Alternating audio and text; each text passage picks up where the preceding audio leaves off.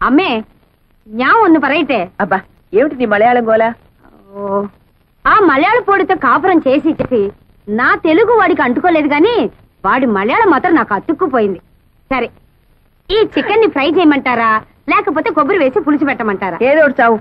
పొద్దుటి నుంచి పిల్లలు ఇంటికి రాలేదని నేను అసలే కంగారు పడుతుంటే. అరుగో మాటల్లోనే వచ్చేసారు.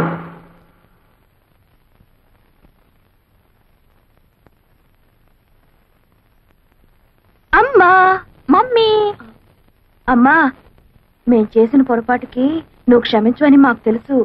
మాకేదో ఘోరమైన శిక్ష కూడా వేస్తావు. నిజమే కానీ తప్పు శోభది కాదు, నాది. నీదేనంటే నాది కూడా. నీరు అబ్బా ఎవరిదైతే నేను చెప్పండి అమ్మా. అబ్బా అలా తోస్తావేంటి? మమ్మీ టౌన్ లో కొత్త సినిమా రిలీజ్ అయింది. ఏమిటమ్మా సినిమా? ఒక నారి 100 తుపాకులు. అమ్మ బాబోయ్ అన్ని తుపాకీలా? ఎన్ని తుపాకులైతే ఏ లాభం? అరగంట క్యూలో నుంచున్నాక బుకింగ్ క్లోజ్ అన్నారు. ఏం చేస్తాం? ఇంకా నైటీలన్నా కొనుక్కుందామని మన కొండే బట్టల షాప్కి వెళ్ళాం.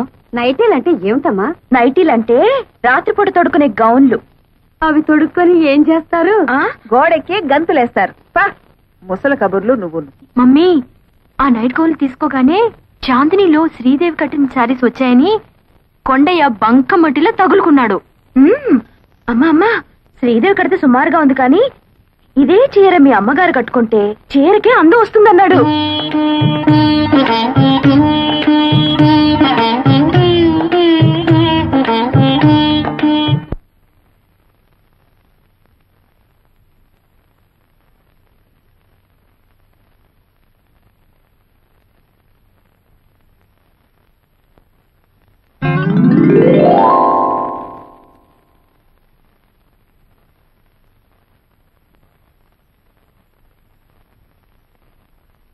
బావా ఈ రోజు నేను నాయనమ్మను కలిశాను.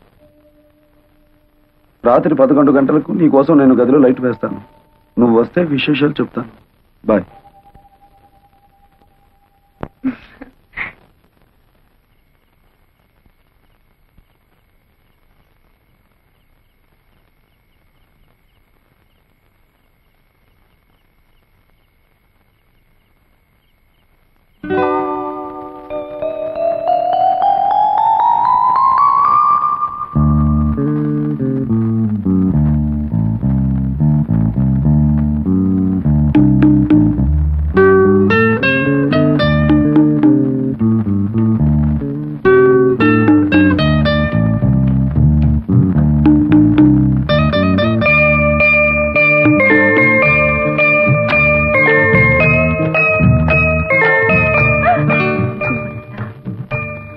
శోభా ఏమిటి ఇంకా మేలుకున్నా? 11 అవుతుంటే లైట్ ఆఫ్ చేసి పడుకో.